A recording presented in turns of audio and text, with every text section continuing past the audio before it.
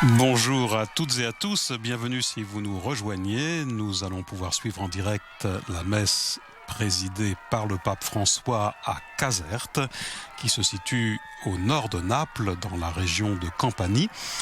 Et vous le voyez, une célébration eucharistique qui sera présidée par le Saint-Père, plus précisément devant le célèbre et impressionnant palais royal de Caserte, que vous avez peut-être aperçu et que vous allez apercevoir, bien entendu, tout au long de cette célébration. Une célébration qui s'inscrit dans le cadre de la courte visite effectuée aujourd'hui par le pape dans ce diocèse de Campanie. Le Saint-Père est en effet arrivé en hélicoptère du Vatican, qu'il rejoindra également par hélicoptère après cette célébration.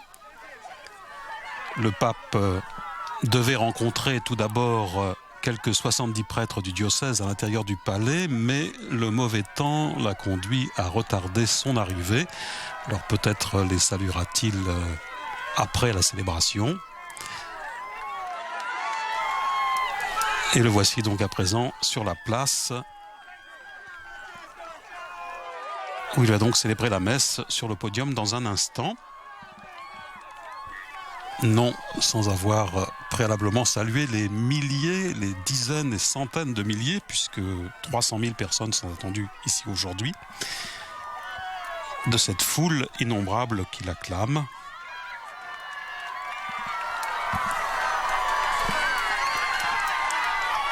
La presse locale évoquait, je vous le disais, la présence de quelques 300 000 personnes attendues pour la célébration de cette messe, alors que la ville de Caserte même ne compte que 80 000 habitants et le diocèse un peu plus de 210 000. Mais naturellement, nombre de fidèles sont attendus en provenance notamment de la ville toute proche de Naples.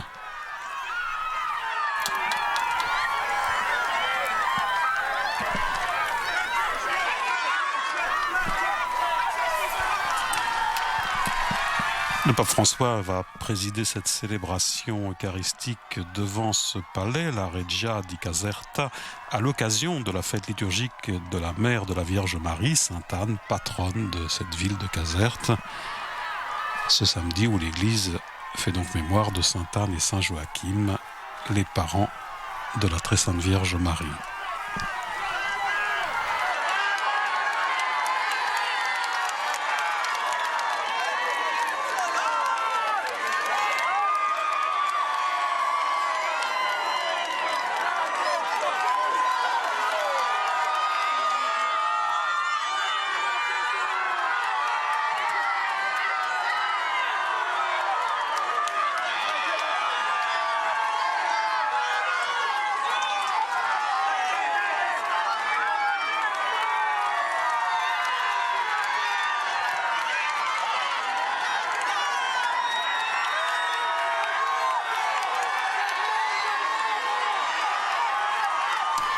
Et je vous le disais, Caserte est une localité proche de Naples, plus précisément une trentaine de kilomètres au nord de Naples.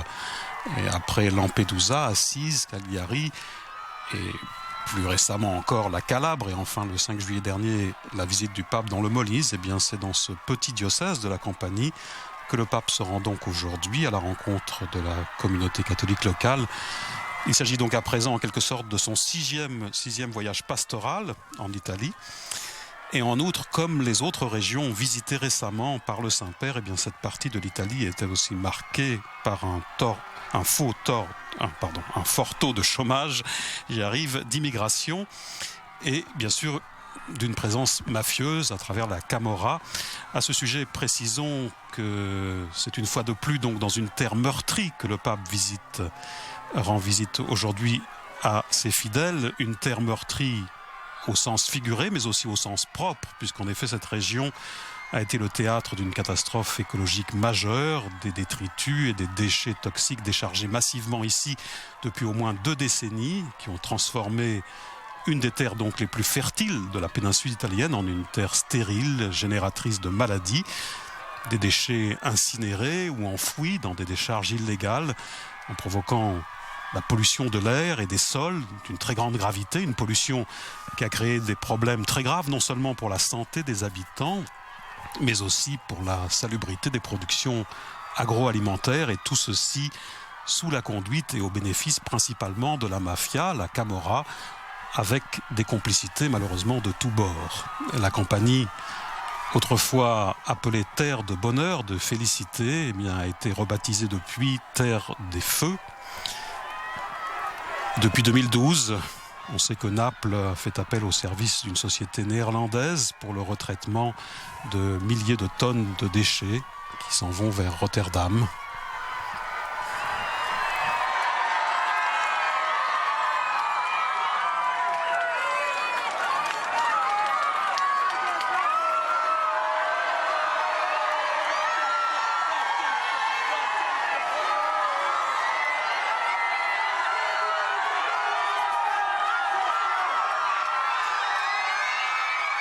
Et à ce sujet, précisons naturellement la préoccupation du pape François pour l'écologie, pour la défense de la nature, le Saint-Père qui annonçait il y a peu justement la prochaine rédaction d'une encyclique sur la défense de la nature.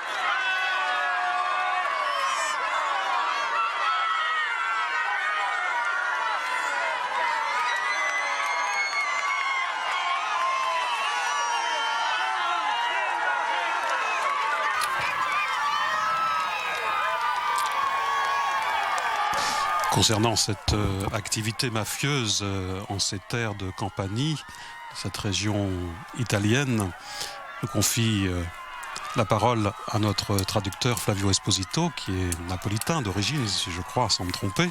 Oui, je ne suis pas d'origine, je suis napolitain, 100% napolitain. Et je dois vous avouer, Michel, que je suis particulièrement ému aujourd'hui de voir le pape ici dans cette terre qui est ma terre. J'en ai presque les larmes aux yeux. Cette terre qui était absolument magnifique. Je me souviens, quand je quittais Naples pour aller sous la côte amalfitaine, on passe par l'autoroute, on passe sur cette terre. Et il y a une trentaine d'années, on avait des odeurs de tomates, d'aubergines. C'était absolument magnifique. Aujourd'hui, cette terre est devenue un enfer. Il y a une odeur absolument épouvantable. Les paysans ne peuvent plus travailler, et tout ça pour l'appât, pour gagner de l'argent. Et ce qui me rend vraiment malade, c'est que ceux qui ont fait ce désastre, ce sont des gens qui habitent cette région. Ils ont tué cette région qui est de leur père, leur mère, leurs enfants habitent cette région. Ça me rend complètement malade de voir ça. On attend un mot du Saint-Père maintenant. Bien sûr, ouais. Notamment sur ce sujet. Mais ouais. Vous me disiez également, avant de prendre l'antenne, que ici a été assassiné un prêtre. Oui, il y a 20 ans. Il y a 20 ans, c'était Don Diana, qui est une sorte de star en Italie, surtout dans ma terre. Eh bien, Don Diana avait compris ce qui allait se passer. Il avait vu des camions qui déchargeaient des choses pas très bonne, pas très correcte. Il avait dénoncé ça. Eh bien, il a été tué. Et je sais que mes concitoyens, mes compatriotes aimeraient que Don Diana soit béatifié au plus tôt. Et je pense qu'on en parle de cette béatification. Voilà. Oui, merci Flavio. Justement, à propos de cette présence mafieuse et de la dénonciation de cette activité, qu'on célébrer aujourd'hui avec le Saint-Père l'évêque de Caserte, Monseigneur Alizé, bien sûr, et peut-être en principe est prévu également la présence de l'archevêque de Naples, Monseigneur Crescenzo Sepe, qui est connu lui aussi pour avoir fustigé, dénoncé ces activités et fustigé les mafieux pollueurs. Monseigneur Crescenzo Sepe, archevêque de Naples, disait: il est inconcevable que les gros pollueurs puissent recevoir la communion lors des célébrations religieuses. Pour l'archevêque, celui qui pollue délibérément, disait-il, délibérément l'environnement, n'est pas dans un état de grâce et ne peut donc pas recevoir la communion.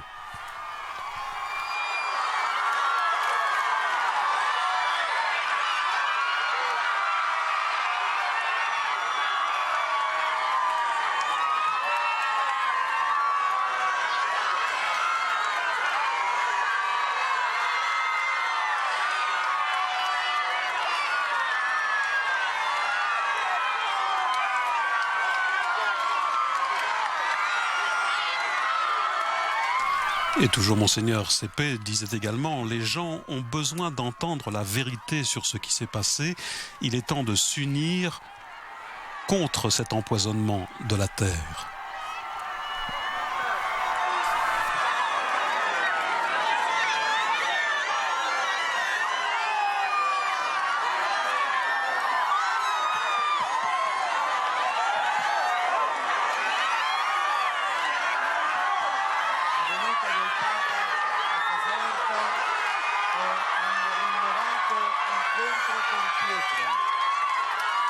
Già 22 anni fa accogliemmo in questa stessa piazza Papa San Giovanni Paolo II.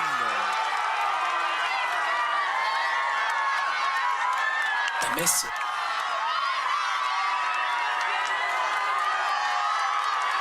Pietro è qui, in mezzo a noi. In lui confermiamo la nostra... On a toujours ces bains de foule qu'affectionne particulièrement le Saint-Père. Il faut savoir qu'à l'origine, le pape François avait souhaité se rendre en privé à Caserte pour rencontrer son ami le pasteur évangélique Giovanni Traetino, qu'il a connu en Argentine lorsqu'il était encore archevêque de Buenos Aires. Mais à la nouvelle de la venue du pape, eh bien, l'évêque de Caserte et les fidèles ont vivement souhaité rencontrer le pontife, et dès lors le pape a donc fait le choix inhabituel de programmer 2 visites distinctes mais rapprochées dans la région, l'une aujourd'hui même donc à la rencontre de la communauté catholique et l'autre dite strictement privée qui aura lieu après-demain lundi à la paroisse évangélique, donc pour rencontrer cet ami pasteur évangélique.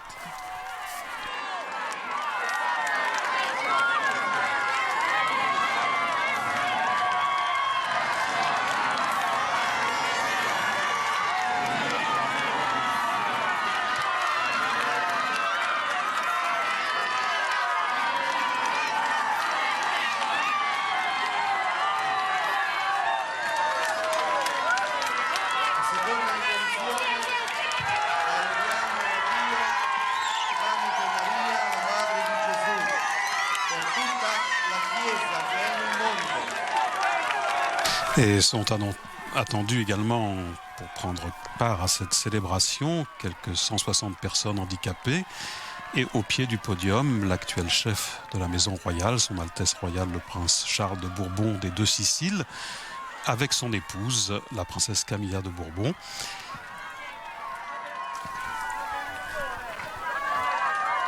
Et puis, selon les informations recueillies par le quotidien napolitain Il Mattino, eh bien, assisteront également à cette célébration. Et selon la volonté du pape lui-même, les parents, justement, d'un enfant décédé d'un cancer, une maladie fréquente, justement, dans cette région touchée par cette terrible pollution.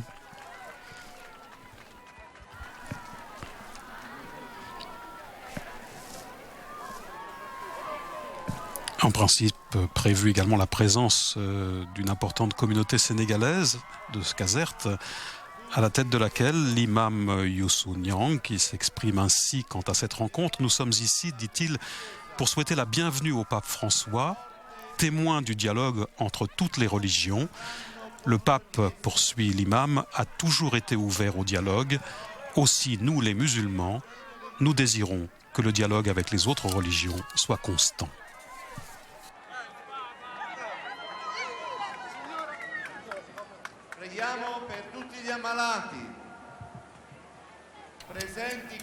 Prions pour les malades présents ici, les malades qui sont restés chez eux.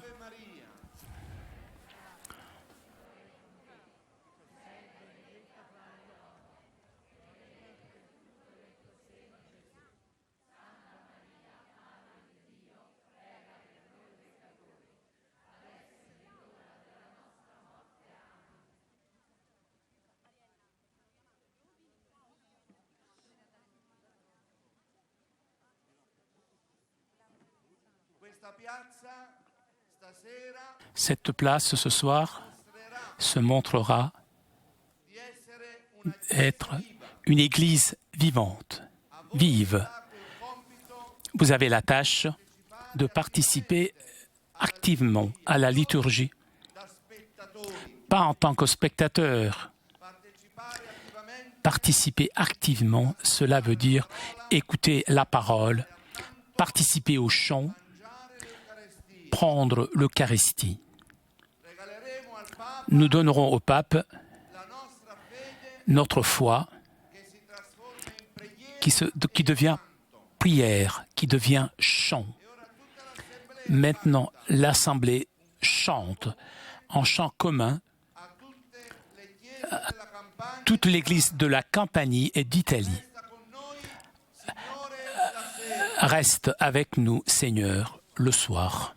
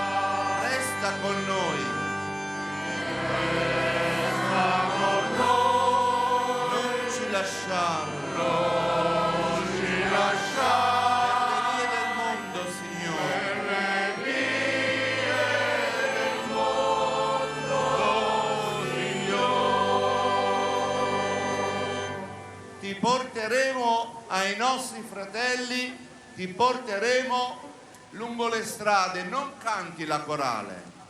La corale adesso non deve cantare il popolo. C'est le peuple qui doit chanter maintenant. Chantons ensemble.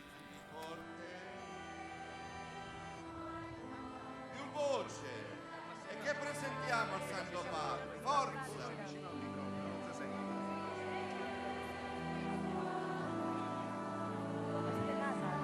Resta con noi. L'Assemblée, comme vous l'entendez, est invitée à chanter « Reste avec nous » ce soir. Et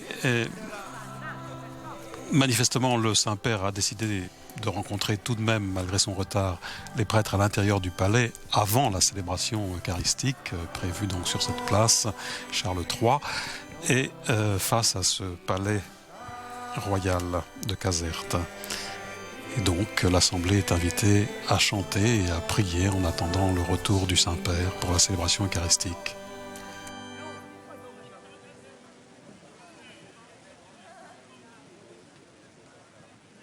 Tra pochi istanti la processione d'ingresso ci introdurrà nella celebrazione della Santa Messa.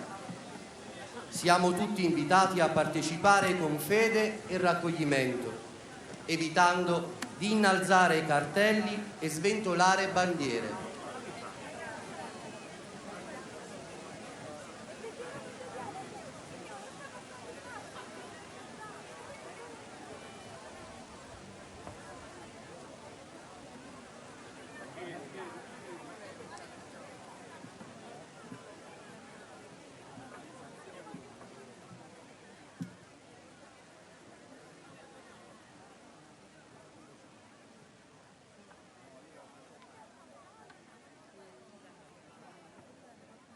À noter encore, toujours selon Il Mattino, le quotidien napolitain, la présence dans cette foule, une présence attendue de nombreux migrants, des immigrés présents sur cette place qui font partie du mouvement des migrants et des réfugiés et qui avaient le projet d'installer, nous l'apercevrons peut-être tout à l'heure dans les images sur vos écrans, une bannière avec cette mention « Unis contre la Camorra et le racisme ».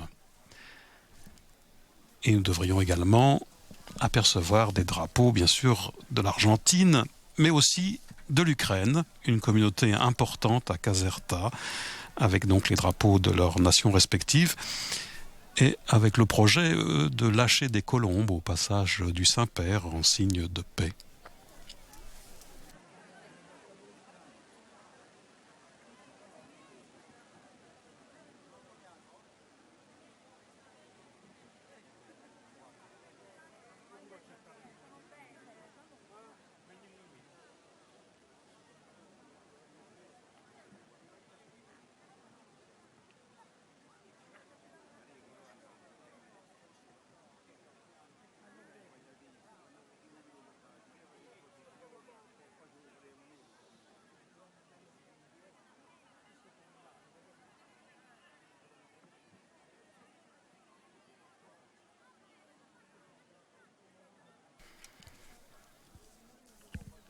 Alors le Saint-Père, semblerait-il, avait rencontré comme prévu en réalité les prêtres du diocèse avant son arrivée sur cette place et au milieu de la foule. Il est simplement en train de se changer, de revêtir les vêtements liturgiques donc pour venir présider la célébration.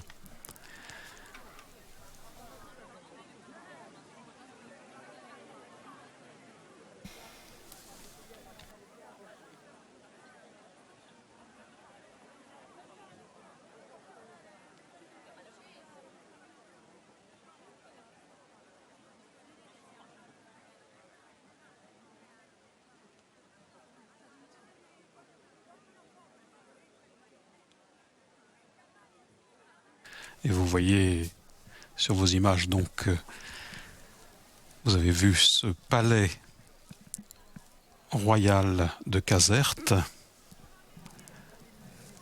Sachez tout d'abord que cet édifice monumental date du XVIIIe siècle et qu'il fut la résidence de la famille royale des Bourbons de Naples. La construction de ce palais a été entreprise en 1752 par Charles de Bourbon, alors roi de Naples. Le souverain qui souhaitait rivaliser avec les demeures des rois de France et d'Espagne, notamment le château de Versailles et le Palacio Real de Madrid. Le palais a notamment vu séjourner Marie-Caroline d'Autriche, épouse du roi Ferdinand IV de Naples et sœur de la reine de France Marie-Antoinette.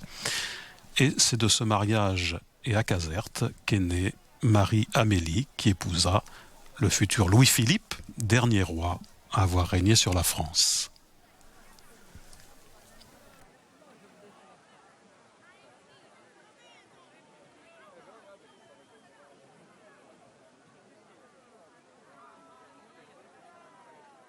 En attendant l'arrivée du Saint-Père, quelques précisions, informations également s'agissant de l'architecture de ce palais. C'est un palais proclamé patrimoine de l'humanité par l'UNESCO en 1997 et une résidence donc de la famille royale des Bourbons de Naples qui est l'un des plus grands palais au monde, d'une superficie de quelques 45 000 mètres carrés, un édifice de 4 étages, dessiné selon un plan rectangulaire, découpé en 4 cours intérieures, et il s'élève à 36 mètres de hauteur et compte autour de 1200 pièces et pas moins de 34 escaliers. Con il canto d'ingresso alla pagina 5 del libretto Chiesa di Dio. Voilà, et l'Assemblée est invitée à présent à entonner le chant de procession, le chant d'entrée dans cette célébration eucharistique. Église de Dieu, peuple en fête, Alléluia, Alléluia. Église de Dieu, peuple en fête, chante de joie le Seigneur est avec toi.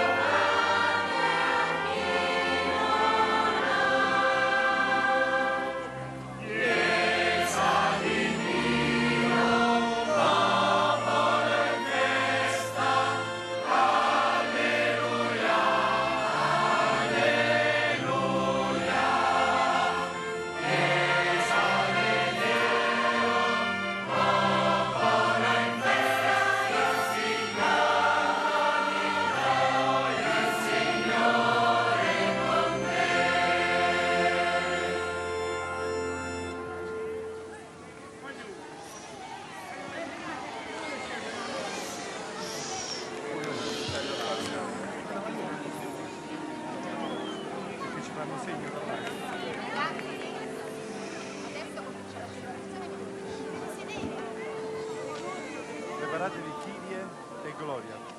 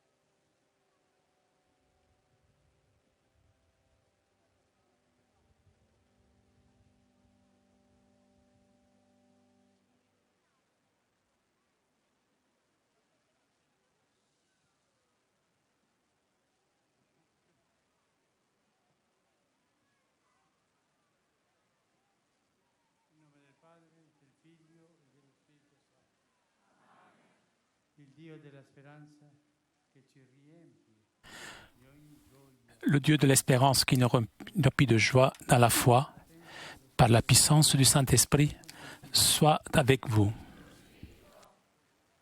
Fratelli, per celebrare degnamente i santi misteri, riconosciamo i nostri peccati.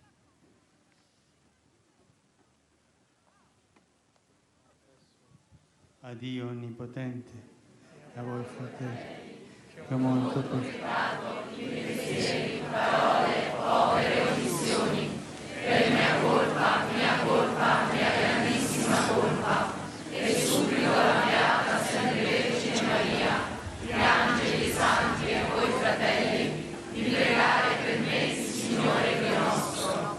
Dio Onnipotente, abbia misericordia di noi, perdoni i nostri peccati e ci conduca alla vita eterna. Amen.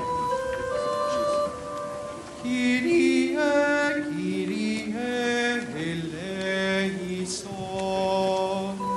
Kyrie, Kyrie, eleison.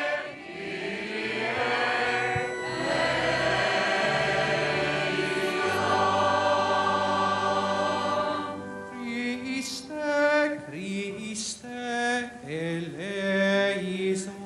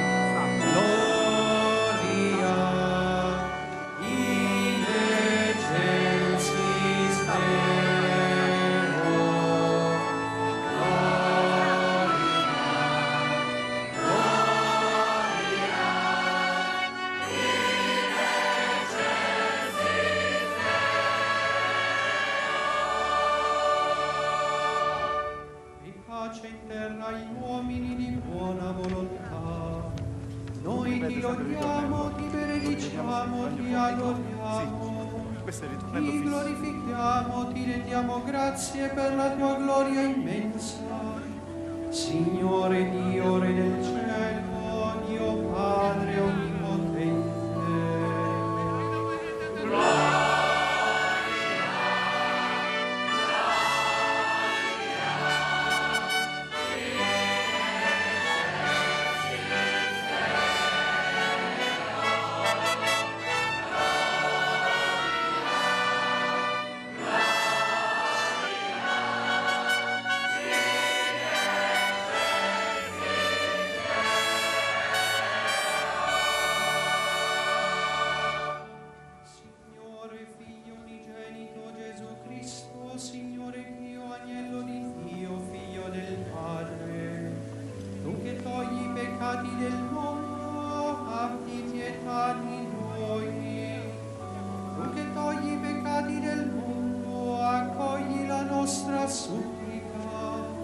Tu che siedi alla destra del Padre, abbi pietà di noi.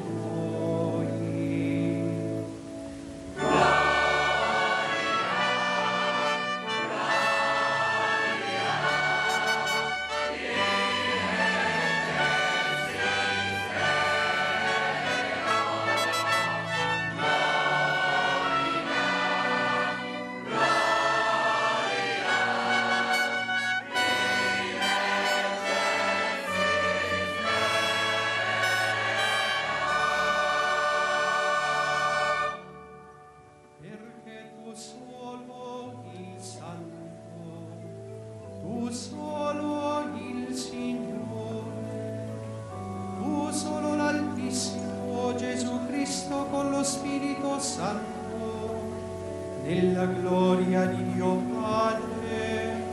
Amen. Gloria, gloria,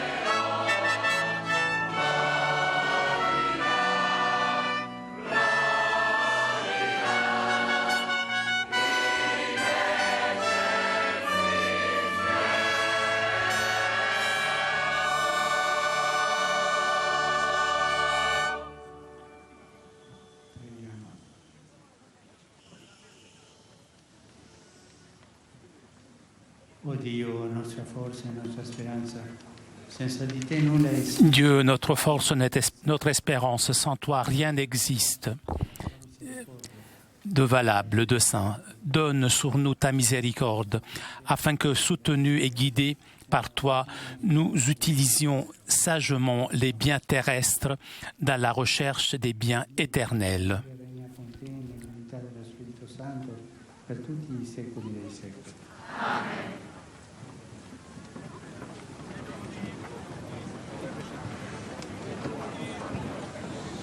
Adesso ci canterò per sempre.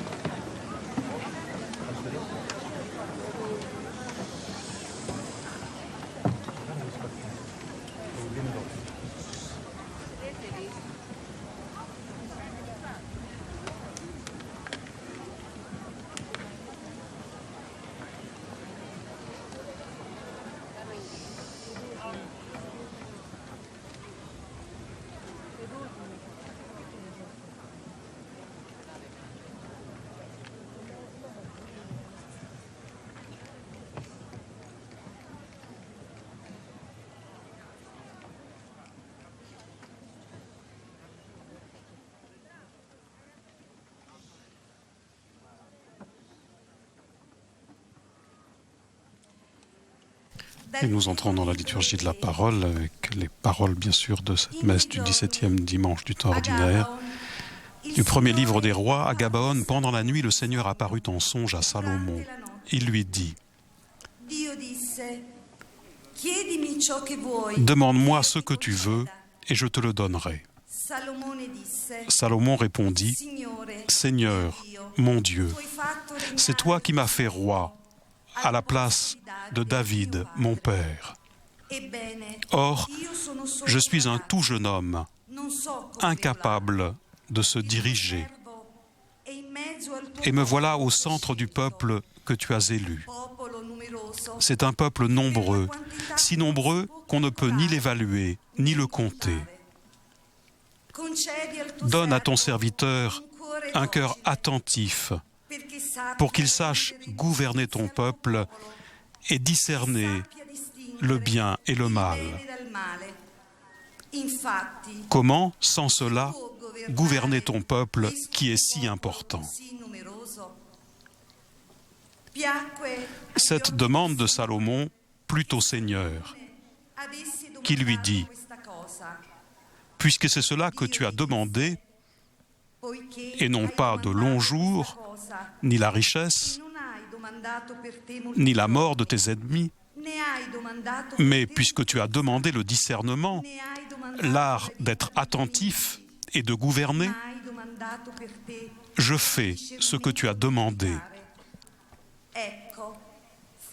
Je te donne un cœur intelligent et sage, tel que personne n'en a eu avant toi et que personne n'en aura après toi. Parola di Dio.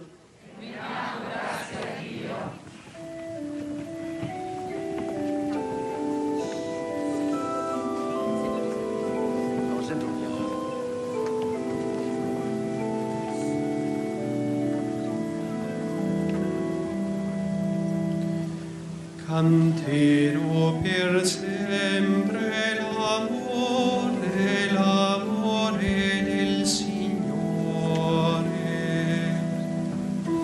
Nous répondons avec le psaume 118. Je chanterai pour toujours l'amour du Seigneur. Mon partage, Seigneur, je l'ai dit, c'est d'observer tes paroles. Mon bonheur, c'est la loi de ta bouche, plus qu'un monceau d'or ou d'argent. Ho deciso di osservare le tue parole. Bene per me la legge della tua bocca, più di 1000 pezzi d'oro ed argento. Canterò per sempre.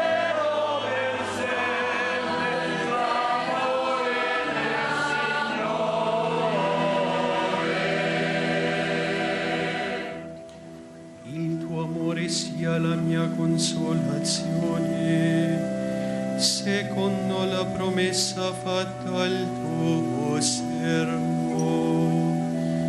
Venga a me la tua misericordia, io apro la vita, perché la tua legge è la mia delizia.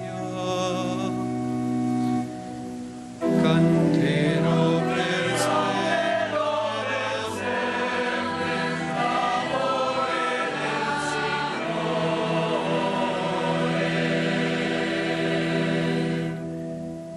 Perciò amo i tuoi comandi, più dell'oro più fino. Per questo io considero retti tutti i tuoi precetti e odio ogni falso sentiero. Canterò per sempre l'amore del Signore.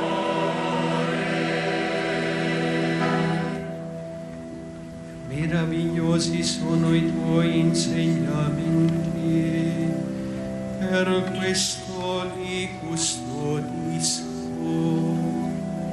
La rivelazione delle tue parole illumina, dona intelligenza ai semplici.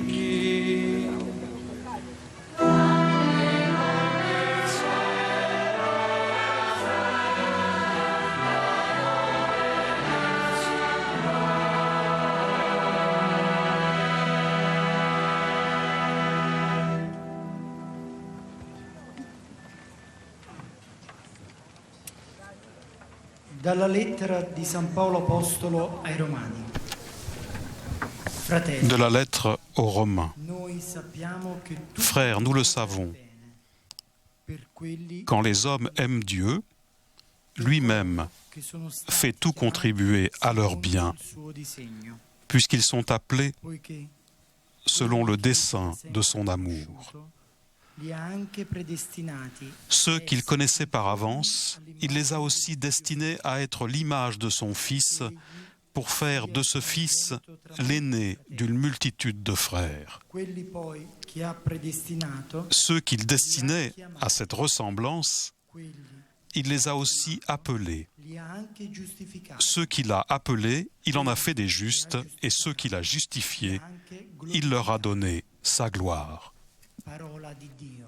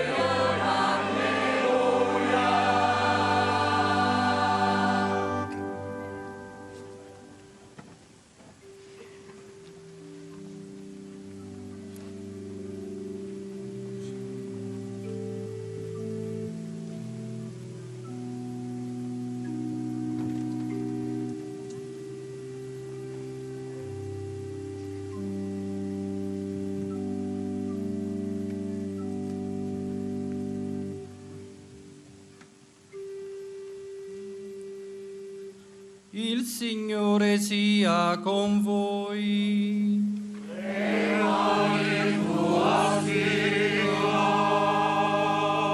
Dal Vangelo secondo Matteo. De l'évangile de Jésus-Christ selon saint Matthieu.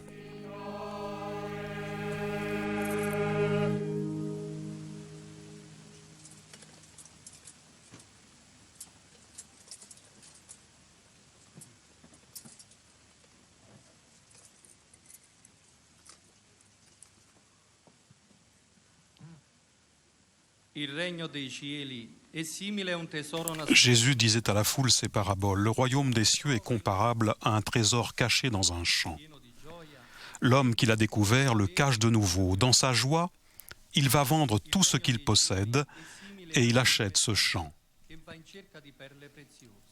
Ou encore, le royaume des cieux est comparable à un négociant qui recherche des perles fines. Ayant trouvé une perle de grande valeur, il va vendre tout ce qu'il possède et il achète la perle. Le royaume des cieux est encore comparable à un filet qu'on jette dans la mer et qui ramène toutes sortes de poissons. Quand il est plein, on le tire sur le rivage, on s'assied, on ramasse dans des paniers ce qui ne vaut rien. Ainsi en sera-t-il à la fin du monde. Les anges viendront séparer les méchants des justes et les jetteront dans la fournaise. Là, il y aura des pleurs et des grincements de dents. Avez-vous compris tout cela ? Oui, lui répondent-ils. Jésus ajouta, c'est ainsi que tout scribe devenu disciple du royaume des cieux est comparable à un maître de maison qui tire de son trésor du neuf et de l'ancien. Parola del Signore.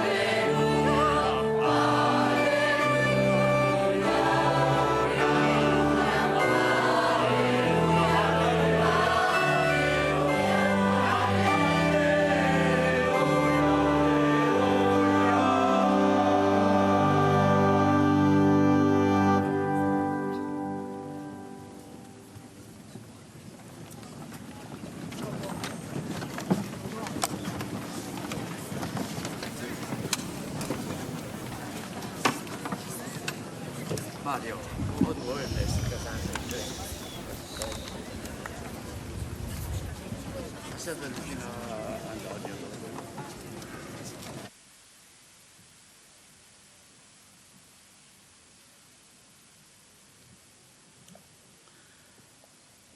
Gesù si rivolgeva.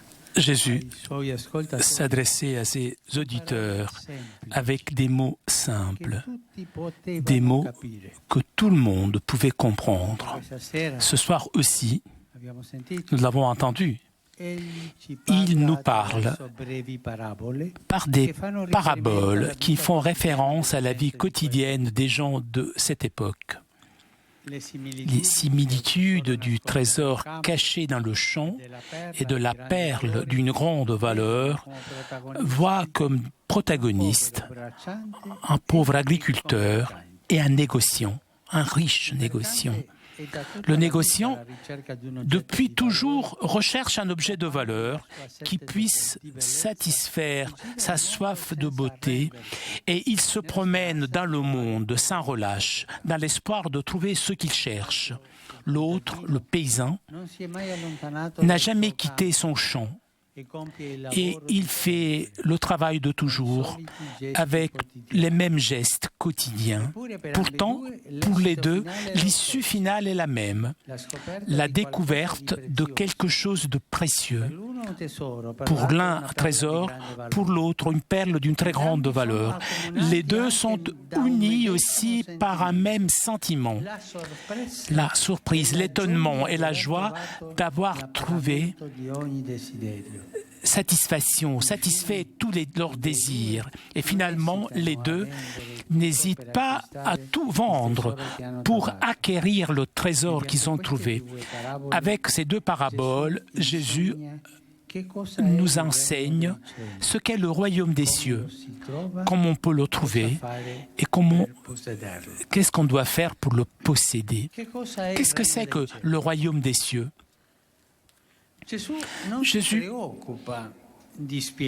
il ne l'explique pas. Il l'énonce dès le début de son évangile. Le royaume des cieux est proche. Même aujourd'hui, il est là, il est parmi nous. Toutefois, il ne le montre jamais directement, mais toujours de reflet, en racontant l'action d'un maître, d'un roi, de vierges.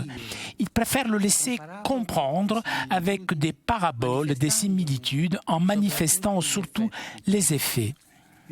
Le royaume des cieux est capable de changer le monde, comme le levain caché dans la pâte, petit, humble, comme une graine de moutarde, que toutefois deviendra grand comme un arbre.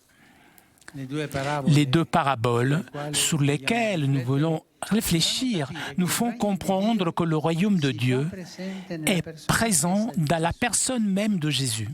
C'est lui le trésor caché, c'est lui la perle d'une grande valeur.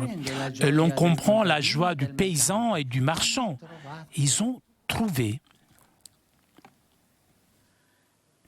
C'est la joie de chacun d'entre nous lorsque nous découvrons la proximité et la présence de Jésus dans notre vie. Une présence qui transforme l'existence et qui nous rend ouverts aux exigences de nos frères. Une présence qui invite à accueillir toute autre présence, même la présence de l'étranger ou de l'immigré. C'est une présence accueillante, c'est une présence joyeuse, c'est une présence féconde. C'est comme ça le royaume en nous.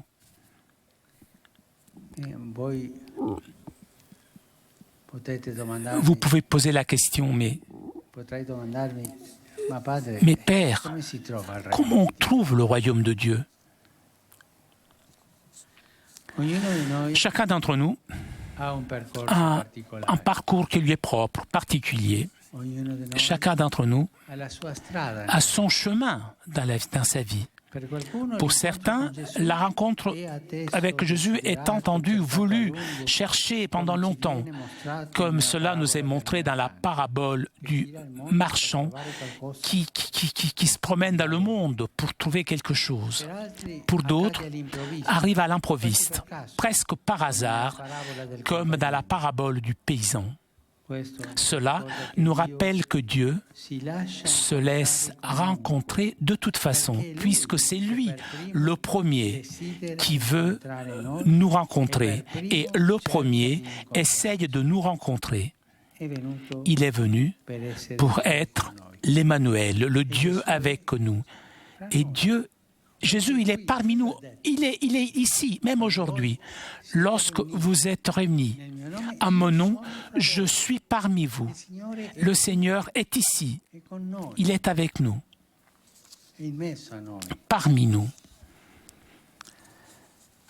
C'est lui qui nous cherche, c'est lui qui se fait trouver, même par ceux qui ne le cherchent pas. Il nous cherche, il se fait trouver. Parfois, on peut le trouver dans les lieux un peu insolites, dans des temps un peu inattendus. Lorsque l'on trouve Jésus, on est charmé, conquis. C'est une joie que de quitter nos habitudes, notre façon de vivre, parfois aride, apathique, pour embrasser l'Évangile et pour nous laisser guider par la nouvelle logique de l'amour et du service humble et désintéressé. La parole de Jésus, l'Évangile. Je ne veux pas vous poser la question ici, mais je ne veux pas que vous me répondiez. Je vous pose la question. Combien parmi vous, chaque jour, lisent un passage de l'Évangile? Ne levez pas la main. Je vous pose la question, c'est tout.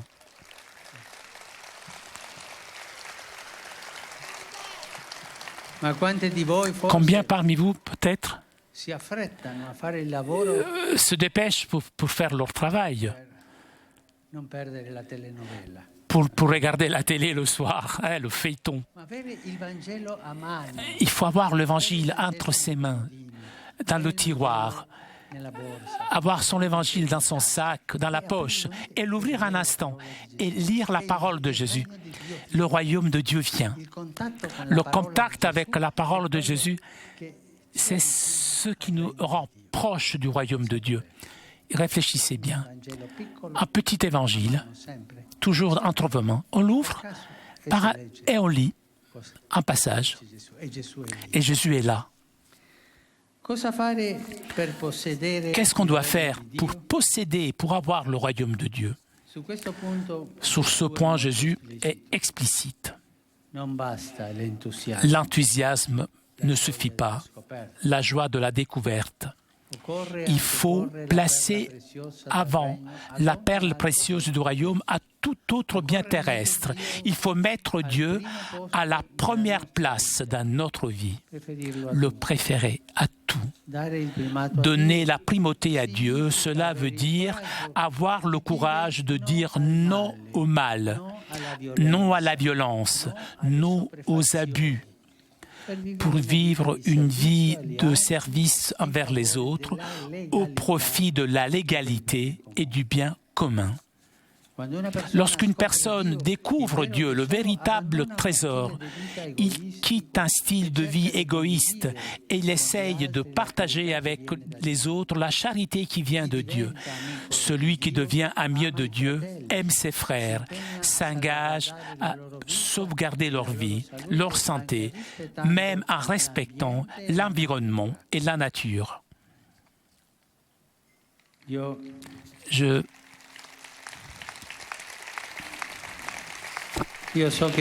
sais que vous souffrez pour ces choses. Aujourd'hui, lorsque je suis arrivé, l'un d'entre vous s'est approché de moi et il m'a dit, « Saint-Père, donnez-nous l'espérance. » Je ne peux pas vous donner l'espérance, mais je peux vous dire, là où il y a Jésus, il y a l'espérance. Là où il y a Jésus, on aime ses frères, on s'engage pour sauvegarder leur vie, leur santé, même en respectant l'environnement, la nature.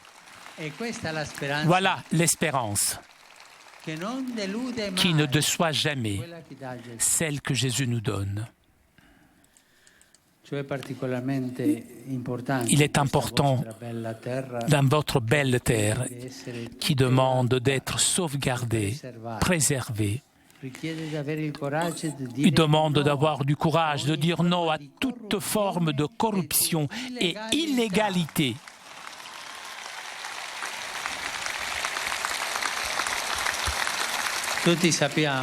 Nous savons tous le nom de ces formes de corruption et d'illégalité. Demande à tous d'être au service de la vérité et d'assumer en toute situation le style de vie de l'Évangile qui se manifeste dans le don de soi et dans l'attention envers le pauvre et à l'exclu. S'occuper du pauvre, l'exclu. La Bible est pleine de cela. le Seigneur dit « faites cela, faites cela ». Je ne m'intéresse pas. Ce qui m'importe, c'est que la veuve soit soignée, que l'exclu, le marginal soit soigné, accueilli. Ce qui m'importe, c'est que la création soit sauvegardée. Voilà le royaume de Dieu. Et la Bible est pleine de ces choses-là. La fête de Sainte Anne, j'aime l'appeler la grand-mère de Jésus. C'est un beau jour aujourd'hui pour fêter les grands-mères. Et lorsque j'ai vu une chose très belle, Sainte Anne n'est pas couronnée. Sa fille, oui.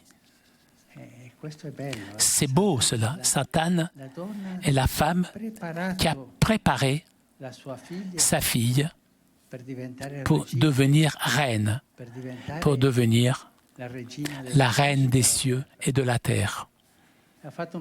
Elle a fait un beau travail, cette grand-mère. Bravo, bravo la grand-mère. C'est la patronne de Caserte. Elle a réuni dans cette place les différentes composantes de la communauté diocésaine avec l'évêque et avec la présence des autorités civiles et des représentants des différentes réalités sociales.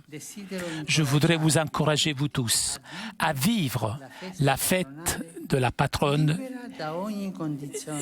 elle qui est libérée de tout conditionnement, expression pure de la foi d'un peuple qui se reconnaît famille de Dieu et qui renforce les liens de la fraternité et de la solidarité. Sainte Anne, peut-être, a écouté sa fille Marie proclamer les paroles du Magnificat. Marie, sûrement, a répété ces mots plusieurs fois. Elle a renversé les puissants de leur trône, a élevé les humbles, a comblé de biens les affamés. Qu'elle vous aide à rechercher l'unique trésor, Jésus, qu'elle vous apprenne à découvrir les critères de l'action de Dieu, lui qui renverse les jugements du monde. Il vient au secours des pauvres et des petits et comble de bien les humbles, qui confient à lui leur existence. Ayez de l'espérance. L'espérance ne déçoit pas. J'aime répéter, ne vous laissez pas voler votre espérance.